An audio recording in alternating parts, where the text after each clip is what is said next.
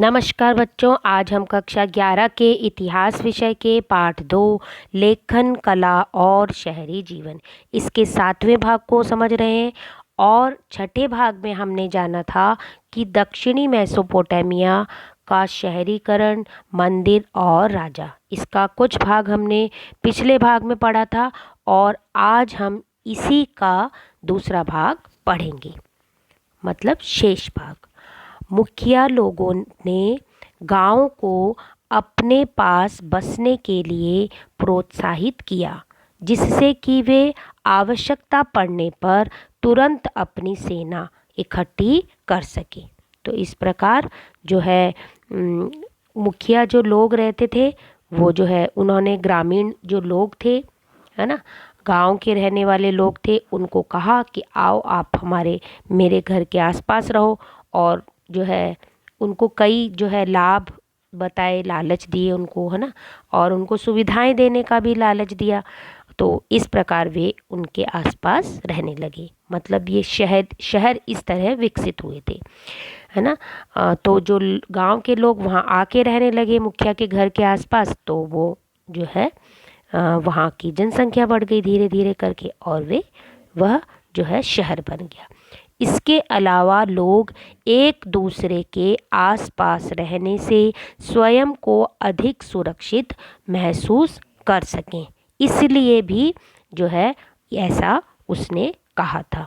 और लोग भी इस बात को मान गए कि वाकई हम जब पास पास रहेंगे तो हम सुरक्षित हैं ही, और किससे, जो लूट पाट होती थी उनसे बच जाएंगे, जानवरों के जो हमले होते हैं उनसे बच जाएंगे। तो इस प्रकार उरुक, जो उन दिनों सबसे पुराने मंदिर नगरों में से एक था, से हमें सशस्त्र वीरों और उनसे हताहत हुए शत्रुओं के चित्र मिलते हैं। तो इस प्रकार जो है ऐसा रहा होगा, जो चित्र मिलते हैं तो उससे पता चलता है कि शायद जो है वहाँ युद्ध हुआ होगा, और जो है उसी के ये चित्र हैं, और उसमें जो घायल हुए उनके भी चित्र हैं। सावधानी पूर्वक किए गए पुरातात्विक सर्वेक्षण से पता चलता है कि इस नगर की भूमि का विस्तार हुआ, तो इसके कारण दर्जनों छोटे छोटे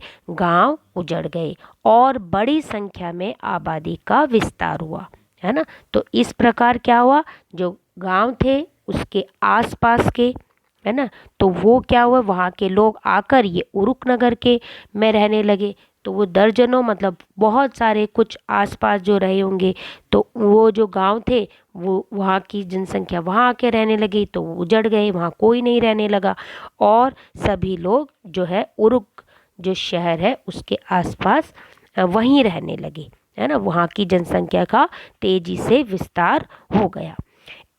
उसका यह विस्तार शताब्दियों बाद फले फूले मोहनजोदड़ो से दुगना था। तो मोहनजोदड़ो जो है उसकी जो जनसंख्या थी, है ना, हड़प्पा सभ्यता में सिंधु घाटी सभ्यता का एक जो प्रमुख नगर था वो था मोहनजोदड़ो। तो उसकी जितनी जनसंख्या थी उससे जो है अधिक जनसंख्या इस उरुक नगर की थी।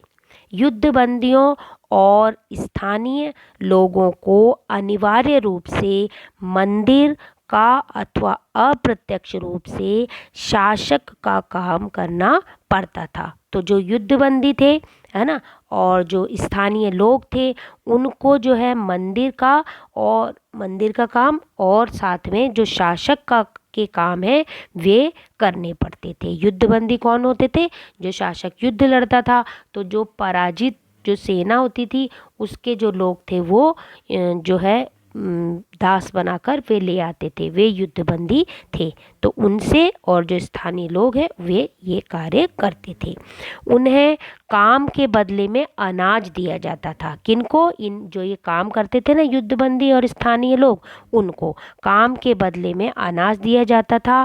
सैकड़ों ऐसी राशन सूचियाँ मिली हैं जिनमें काम करने वाले लोगों के नामों को दिए जाने वाले नामों, जो काम करते थे लोग, पहले उनके नाम लिखे, है ना, उस लिस्ट में, और उसके बाद उसके सामने जो उनको अनाज, कपड़े और जो तेल दिया जाता था, है ना, उसकी मात्रा लिखी है कि उसको जो है इस व्यक्ति को नाम इतना कपड़ा दिया, इतना अनाज दिया, इतना तेल दिया। तो इस प्रकार की जो पट्टिकाएं आपको बताई थी लेखन कला वाले टॉपिक में, तो इस प्रकार जो है उनको ये सामान की उन पट्टिकाओं में लिखा है ना, ये व्यक्ति का नाम और उसे क्या दिया जाता था और कितनी मात्रा में दिया जाता था, यह सब उसमें लिखा गया है। आगे बच्चों, शासक के रूप में आम लोग पत्थर खोदने, धातु खनिज लाने, मिट्टी से ईंट तैयार करने और मंदिर में लगाने और सुदूर देशों में जाकर मंदिर के लिए उपयुक्त सामान लाने के कामों में जुट जाते थे। तो शासक जब कहते थे तो वो जो है इतने सारे काम वे क्या करते थे, पत्थर खोदते थे, धातु खनिज जो है लाते थे और मिट्टी के से जो है ईंटें तैयार करते थे, है ना, उनको पहले उनका जो है मिक्सचर तैयार करते थे, उनको सांचे में डालते थे, उनको पकाते थे आग में, इस प्रकार, और इस प्रकार मंदिर में फिर उनको लगाते थे, है ना, मंदिर की बिल्डिंग बनाते थे। और सुदूर देशों में आपको बताया था ना, रट्टा गया था वो दूत, तो सुदूर देशों में जाकर जो है कीमती सामान लेकर आते थे। तो इतने काम वे करते थे। इसकी वजह से 3000 ईसा पूर्व के आसपास उरुक नगर की खूब तकनीकी प्रगति हो गई थी, लेकिन अनेक प्रकार के शिल्पों के लिए कांसे के औजारों का प्रयोग होता था, है ना। बहुत सारे जो औजार थे, वे हथियार भी जो बनाते थे, औजार बनाते थे, वे बर्तन भी जो बनाते थे, वे कांसे के बनाया करते थे। तो धातुविदों ने ईंटों के स्तंभों को बनाना सीख लिया था। और क्यों ईंटों के स्तंभ, मतलब पिलर बनाने लगे थे वे, और क्योंकि उन दिनों बड़े बड़े कमरे की छतों का बोझ संभालने के लिए शहतीर बनाने हेतु उपयुक्त लकड़ी नहीं मिलती थी। तो इसीलिए जो है इतनी बड़ी बिल्डिंग जो होती थी, उनकी जो छत है उसको संभालने के लिए जो है पिलर बनाए जाते थे। तो वो जो पिलर बनाए जाते थे वो ये धातु की जो है ईंटों के स्तंभ बनाते थे, ताकि वो छत नीचे ना गिरे, है ना। वो बीम बनाने के लिए उनके पास मजबूत लकड़ी नहीं होती थी, इसीलिए।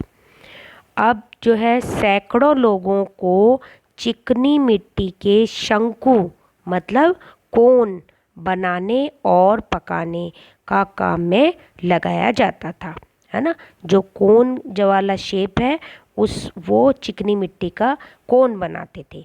अब उस कोन का क्या करते थे, इन को वे भिन्न भिन्न रंगों में रंग देते थे। वो जो कोन होते थे उनको अलग अलग रंगों में रंग देते थे, और उसके बाद मंदिर की जो दीवारें थी उसमें सुंदरता से लगा देते थे, तो जिससे कि मंदिर जो है बहुत सुंदर जो है रंगों से सुसज्जित हो जाता था।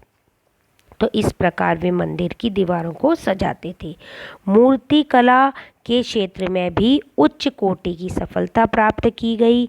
इस काल के सुंदर नमूने आसानी से उपलब्ध होने वाली चिकनी मिट्टी की अपेक्षा अधिकतर आयातित पत्थरों से तैयार किए जाते थे। तो इस प्रकार जो है बाहर से जो आते थे पत्थर, उनसे बनाई जाती थी। तो इस प्रकार, है ना, और आयात करते थे। आपको याद होगा वारका शीर्ष के बारे में हमने पढ़ा था, है ना। तो वो जो संगमरमर था, सफ़ेद संगमरमर, जो है सफ़ेद संगमरमर पत्थर जो था वह उन्होंने आयात ही किया था। प्रौद्योगिकी के क्षेत्र में भी युगांतरकारी परिवर्तन आया जो शहरी अर्थव्यवस्था के लिए अत्यंत उपयोगी साबित हुआ, और वह था कुम्हार के चाक का निर्माण। तो कुम्हार के चाक का निर्माण कब हुआ था? जब मेसोपोटामिया की सभ्यता थी। मेसोपोटामिया की सभ्यता में ही कुम्हार के चाक का निर्माण हुआ था, और आगे चलकर इस चाक से कुम्हार की कार्यशाला में एक साथ बड़े पैमाने पर दर्जनों एक जैसे बर्तन आसानी से बनाए जाने लगे।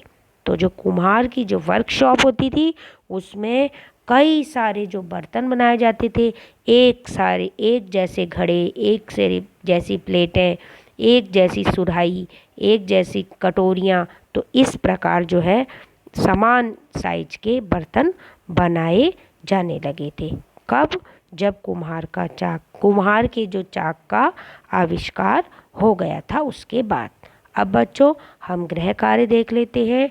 आज का गृह कार्य है, आपको जो मैंने पढ़ाया उसमें से आपको एक्स्ट्रा क्वेश्चन बनाने हैं। चॉइस आपकी है, रिक्त स्थान, सही गलत, मिलान, है ना, 1 वर्ड आंसर, 1 लाइन आंसर, वो आप कुछ भी बना सकते हैं। तो इस प्रकार बच्चों आज का भाग समाप्त हुआ। अगले भाग में फिर मिलेंगे। धन्यवाद।